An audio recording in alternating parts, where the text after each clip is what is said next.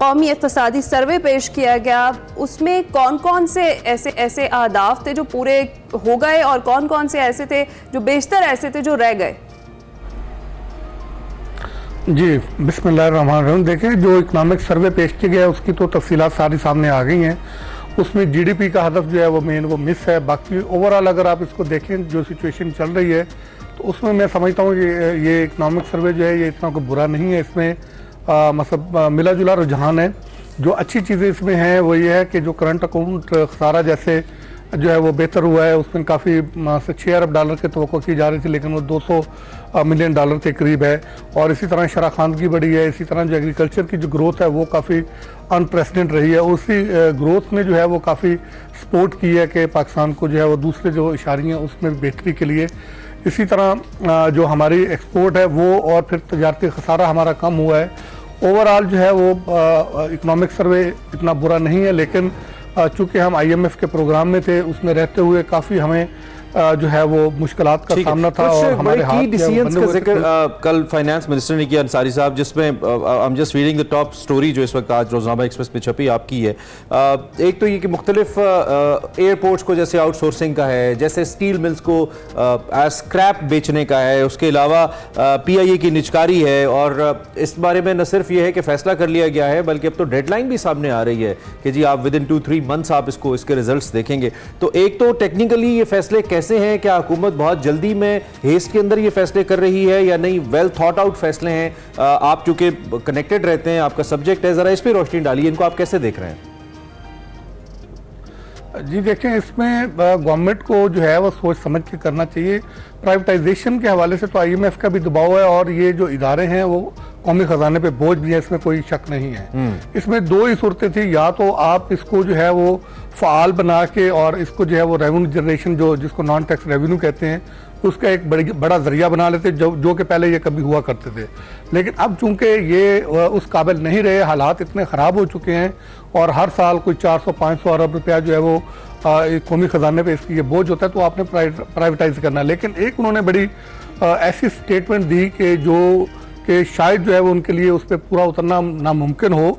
लेकिन बहरहाल जब उनसे क्वेश्चन हुआ तो उन्होंने कहा कि मैं अपने स्टेटमेंट में कायम हूँ। एक तो उन्होंने ये कहा कि कोई जो इदारा है वो स्ट्रेटेजिक नहीं होता और गवर्नमेंट को जितना इन इदारों से जितनी जल्द हो मुमकिन हो इनसे निकल जाना चाहिए, ये प्राइवेट सेक्टर के हवाले कर देने चाहिए। अलबत्ता जो एक्टिविटीज़ होती हैं वो कोई जो है वो स्ट्रेटेजिक होती हैं और अगर कोई ऐसी स्ट्रेटेजिक है कोई एक्टिविटी है तो उस पे जो है वो गवर्नमेंट इसको उस एक्टिविटी को अपने पास रखे और उसको मुल्क की जो सॉवरेनिटी है और जो मुल्क के हालात हैं इंटरनेशनल तनाज़ुर में उसके मुताबिक उसमें डिसीजन ले।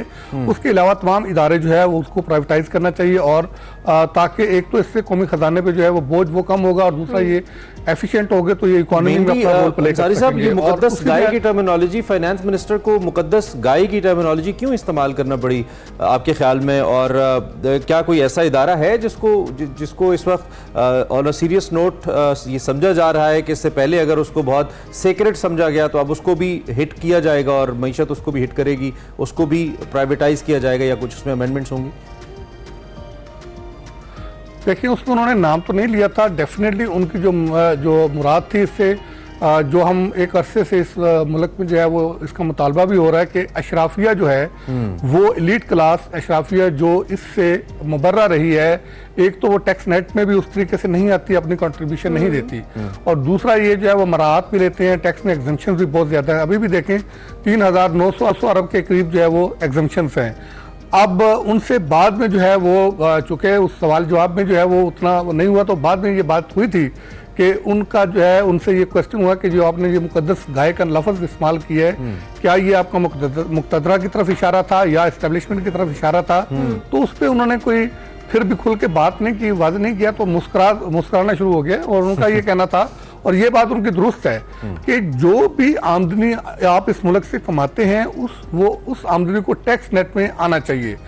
अपनी जो हैसियत है उसके मुताबिक कंट्रीब्यूशन जो है वो मुल्क की इकोनॉमी में और टैक्स में होनी चाहिए, और यही हल है। इसके अलावा आपके पास कोई दूसरा हल नहीं है, वरना आप आम आवाम पर बोझ कितना डालते रहेंगे। जैसे आप बजट की आप बात कर रहे हैं कि बजट अभी थोड़ी देर बाद पेश हो जाएगा, शाम तक जो है वो काबीना का इजलास भी होगा, उसमें भी मंजूरी उसके डिटेल्स सब कुछ सामने आ जाएंगी। तो इस बजट में भी देखें, अभी जो चीजें सामने आ रही हैं वो अगर होती हैं तो इसमें आम आवाम पे बहुत ज्यादा पड़ेगा। सही है जी। तो शाद अंसारी साहब, जिस तरह से अभी हम बजट आज पेश किया जा रहा है, क्या एक्सपेक्टेशंस रखे, कौन कौन से सेक्टर्स हैं जिनमें ज्यादा टैक्स लगने जा रहा है, कहाँ पे टैक्स में छूट दी जाएगी, क्या ओवरऑल खतोखाल क्या देख रहे हैं बजट के? देखिए कि आईएमएफ के प्रोग्राम के तनाज़ुर में हम बजट बनाने जा रहे हैं। आप दूसरे लफ्ज़ों में यूं कह लें कि इस मरतबा तो ऑलमोस्ट परसेप्शन यही है कि बजट ही आईएमएफ दे रहा है कि कुछ चीज़ों में हम कुछ थोड़ा बहुत जो है वो कर रहे हैं अपनी तरफ से। बाकी ये 18,900 अरब के लगभग ये इसका टोटल साइज़ है, और कोई 9,800 के करीब जो है वो इसका कोई खसारा है। और फिर डेट सर्विसिंग इसकी बहुत ज़्यादा है, 9,700 अरब के करीब जो है वो इसकी डेट सर्विसिंग है, और 2100 अरब रुपए के करीब जो है वो दिफा में रखने की जो है वो तजवीज़ है, और जो रेवेन्यू का टारगेट है वो 12,900 अरब के करीब है। इस मरतबा जो टारगेट है वो 9,200 अरब रुपए का टारगेट है, और तो ये की जा रही है कि 9,000 या 9,100 अरब के लगभग जो ये हासिल कर लेंगे। तो उसको अगर आप देखें तो 3700 अरब रुपए से ज़्यादा का एडिशनल रेवेन्यू आपने कलेक्ट करना है, तो जाहिर है वो अपने टैक्सेशन से कर रहे हैं। अच्छा, उसमें एक और बात उन्होंने कही थी, और ये भी अगर हो जाए तो अच्छी है कि अगर जीएसटी बढ़ाने की बजाय और इस तरह इनडायरेक्ट टैक्सेशन पे जो है वो फोकस करने की बजाय अगर गवर्नमेंट उस तरफ चला जाए तो ये ज़्यादा बेहतर होगा। दो चीज़ें उन्होंने एक इशारा दिया, उन्होंने कहा कि इसकी डिटेल जो है वो तो बजट में आएगी, लेकिन एक एग्जाम्शन की हमने उनसे बात की थी कि इसमें 3,900 अरब रुपए की अभी भी इनकम टैक्स, सेल्स टैक्स और कस्टम ड्यूटी की मद में छूट है। तो क्या आप इस पे जो है वो बड़ा जो है वो कट लगाने जाएंगे कि ये जो गैर जरूरी एग्जाम्शंस है, इसमें बहुत सारी वही जो पहले भी मैंने आपसे बात की थी कि ज्यादातर वो लोग हैं अशराफिया जिसको हम कर जानते हैं, उनको जो है वो एग्जाम्शंस जो है वो इसमें दी गई हैं। तो उनका ये कहना था कि आप ये कल देखेंगे कि यानी कि उनका इशारा था कि हम बड़े पैमाने पे एग्जाम्शंस को है जो विड्रॉ करेंगे। अच्छा, अगर तो ये एग्जाम्शंस की विड्रॉल का जो रुझान है उस तरफ हो, जो एलीट क्लास है जो ये बोझ बर्दाश्त कर सकते हैं, तो फिर ये हेल्दी साइन होगा इकोनॉमी के लिए भी, रेवेन्यू के लिए भी और आवाम के लिए होगा भी। कि ये कैसे होता है। अगर ये जो है वो जी अंसारी साहब, आपने डेट सर्विसिंग का एक बड़ा इंपॉर्टेंट नुकता उठाया। इससे पहले जब तहरीक इंसाफ की हुकूमत थी, आई रिमेंबर जब उन्होंने पहली एक बाकायदा हुकूमत ने प्रेस कॉन्फ्रेंस की थी, उन्होंने भी आके कहा जी बड़े कर्जे लिए गए हैं, हमारे तो इतने पैसे आते नहीं हैं जितना हम कर्जों की मद में सूद में चले जाते हैं, और हम इसको रिव्यू करेंगे, रिविजिट करेंगे। फिर इसी तरह जो पावर प्लांट्स उस वक्त लगे थे कि जी बड़े महंगी टर्म्स पे लगाए गए हैं, हम उनके साथ रीनिगोशिएट करेंगे। कुछ हद तक किया भी, उस पर डेवलपमेंट हुई भी थी कुछ हद तक। फिर उसके बाद जब ये पीडीएम की गवर्नमेंट आई, इसने भी कुछ ऐसी बातें की, अब भी दोबारा। तो क्या गवर्नमेंट किसी किस्म के डेट सर्विसिंग के अंदर रिव्यू पे जा सकती है? क्या ऑप्शंस हैं हमारे पास? हम जैसे चीन से बात कर लें, या हम दीगर जो मालियाती इदारे हैं जिनके कर्जे हमने देने हैं, कि ये डेट सर्विसिंग की मद में जितने पैसे पाकिस्तान में जा रहे हैं, चूंकि जितने नेशनल डिजास्टर्स का पाकिस्तान शिकार हुआ, इंक्लूडिंग सैलाब या क्लाइमेट चेंज, उस पर गवर्नमेंट मुख्तलिफ गवर्नमेंट्स या हुकूमतों ने सपोर्ट के वादे तो किए, लेकिन पाकिस्तान को कुछ मिला नहीं, और पाकिस्तान ने बड़ा सफर किया है। दहशतगर्दी को भी इसमें शामिल कर लें। कोई ऑप्शंस हैं इस बारे में? फाइनेंस मिनिस्टर के माइंड में है कुछ?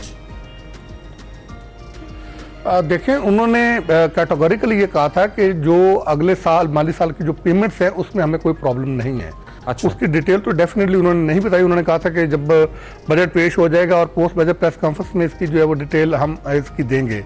और जहां तक आपने बात की है कि कर्जे जो है वो रीशेड्यूल करवाने के या रोल ओवर करवाने की, उसमें देखें आईएमएफ के सारे रास्ते जो हैं ये आईएमएफ के जरिए ही और आईएमएफ से होकर ही गुजरते हैं। आईएमएफ ने ही हमें कहा है कि सऊदी अरब से अपना कर्जा, यूएई से अपना कर्जा, चीन से अपना कर्जा जो है वो रोल ओवर हम करवाएं। अच्छा। कुछ हमने करवाए भी हैं, कुछ हम करवाने जा भी रहे हैं। जैसे यूएई को हम जो है वो शायद जो है वो अगले 1-2 दिन में हम प्राइम मिनिस्टर जो है वो कोई लेटर बाज़ाब्ता तौर पे लिख भी दें कि यूएई से भी हम अपना कर्जा जो है वो रोल ओवर करवा लेंगे। और अभी जो चाइना का विजिट हुआ है उसमें भी इस पर जो है वो बड़ी बातचीत हुई है, क्योंकि आईपीपीज की हमने बहुत बड़ी जो है वो पेमेंट्स हमने उनको देनी है। उस पर चाइनीज जो है वो नाराज भी थे, तो उस पर भी कुछ जो है वो थोड़ी जो हमारे ज़राए बताते हैं कि मस्बत जो है पेशरफ्त हुई है। और इसी तरह यानी इरशाद अंसारी साहब, ये बहुत ज्यादा इंपॉर्टेंट होगा कि ये जो आइंदा माली साल का हमारा बजट है, हुकूमत कर्ज अदायगी के क्या अहदाफ जो है फिर मुकर्रर करती है इसमें? जी देखिए, उसमें मैंने आपको बताया 9,700 के लगभग जो हमारे ज़राए ने बताया कि वो इसकी जो है वो एलोकेशन है, एस्टिमेट किया जा रहा है। अच्छा, इसमें मैं आपको एक चीज़ बता दूं कि अभी भी आप देखें कि जब तक हम रूट काज की तरफ नहीं जाएंगे ना, तो हम आगे नहीं बढ़ सकते।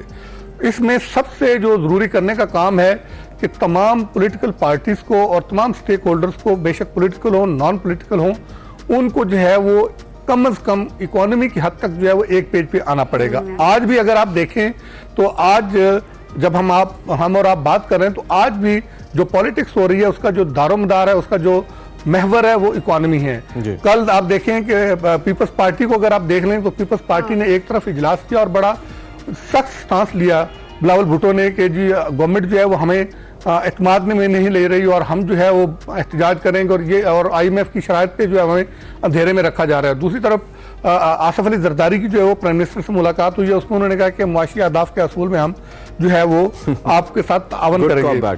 मेरा कहने का मकसद ये है कि ये पॉलिटिकल पार्टीज को भी ये सोचना होगा कि आप कम से कम इकोनॉमी पे आप एक हो जाएं, आप पॉलिटिक्स ना करें, ग्राउंड रियलिटीज को मद्देनजर रखते हुए आप वे फॉरवर्ड जो है वो तलाश करें। लास्ट मिनट है जरा, तो लास्ट मिनट में इसको जरा सम अप करते हुए कोई इनसाइडर और ऐसा कोई ऐसी स्टोरी, कोई ऐसी आवाम के लिए उनके पॉइंट ऑफ व्यू से आपके पास हो, anything that you like to add, जिससे मजीद कुछ हेल्प हो। लोग बेचारे तो ओब्वियसली हम आप उसमें शामिल है वैसे तनख्वाहदार तबका, तो कुछ आप और ऐड कर सके जाते जाते। देखिए, सबसे बड़ी बात यह है कि तनख्वाहदार तबके के लिए भी वो कह रहे हैं कि इनकी जो टैक्स की स्लैब्स कम करें और रेशो बढ़ाएं। अगर वो रुक जाए तो वो बड़ा रिलीफ होगा तनख्वाहदार के लिए। दूसरा इसका होता है कि सरकारी मुलाजमिन की तनख्वाहें, वो कैबिनेट के इजलास में फैसला होना है। जो हमारे ज़राए ये बताते हैं कि 10 से 15% इजाफे की तजवीज़ है। और कल आसफ अली जरदारी की जो मुलाकात हुई है उसमें भी उन्होंने यही कहा है, क्योंकि आप देखें कि जब पाकिस्तान पीपल्स पार्टी की गवर्नमेंट जब भी आती है तो उनका जो फोकस होता है वो एम्प्लॉइज को फोकस करते हैं, सरकारी मुलाजमिन को, और सरकारी मुलाजमिन उनके दौर में खुश होते हैं। और जो पाकिस्तान मुस्लिम लीग नून की गवर्नमेंट होती है तो वो प्रो बिजनेस होती है, तो उसमें वो बिजनेस एक्टिविटीज और बिजनेस को फ्लोरिश करने की तरफ जो है वो तवज्जो देते हैं। वो सरकारी मुलाजिम इतने खुश होते हैं कि इदारों में भर दिए जाते हैं और फिर इदारों का हाल PIA या PTV जैसा हो जाता है। अच्छा, मुख्तसर FDIs के हवाले से कोई हदफ बताया फाइनेंस मिनिस्टर साहब ने कि फॉरेन डायरेक्ट इन्वेस्टमेंट्स पाकिस्तान कहां से सीख करने की कोशिश कर रहा है या हो सकता है इस फिस्कल ईयर में कोई एम्स हैं, हमारे टारगेट्स हैं? जी बिल्कुल, उन्होंने ये अहदाफ तो नहीं बताया कि हम क्या वो करने जाने, उसमें उन्होंने यही बताया था एक इन्वेस्टमेंट टू GDP की रेशो, वो उन्होंने कहा वो 14.1% गालिबन उन्होंने हदफ मुकर्रर किया है अगले माली साल का। और दूसरा उनका ये था कि एक्सपोर्ट ओरिएंटेड ये बजट होगा और FDI को इसमें जो है वो फरोग दिया जाएगा कि ज्यादा से ज्यादा जो है वो सरमायाकारी पाकिस्तान में आए। उनका ये था, और यही वे फॉरवर्ड है कि खाली आप रेवेन्यू जनरेशन पे नहीं आप जा सकते, इसके साथ साथ आपको FDI बढ़ानी होगी और इसके साथ साथ एक्सपोर्ट बढ़ानी होगी और तरसीलात इज़ार बढ़ाने होंगे। तो फिर ही आप जो है वो इन मसाइल से और एक ऐसा एटमॉस्फेयर मुल्क में पैदा करना है जिससे FDI आए, आई मीन भागे पहले है। आप इन्वेस्टर अगर डोमेस्टिक या लोकल इन्वेस्टर ही परेशान रहेगा तो इंटरनेशनल इन्वेस्टर क्या ट्रस्ट करेगा, क्योंकि अल्टीमेटली लोकल इन्वेस्टर ब्रिज करता है इंटरनेशनल इन्वेस्टमेंट को यहाँ लाने के लिए। Thank you very much sir, बहुत शुक्रिया इरशाद अंसारी साहब, आपने अपनी खबरें भी और अपना तजिया भी हमारे सामने रखा। हम इकोनॉमी पे बात कर रहे थे, हमने कोशिश की मुफस्सिल बात करें, कल भी करेंगे जब बजट डॉक्यूमेंट आ जाएगा, इस उम्मीद के साथ कि मुल्क के लिए और आवाम के लिए कुछ ना कुछ इसमें बेहतरी हुई।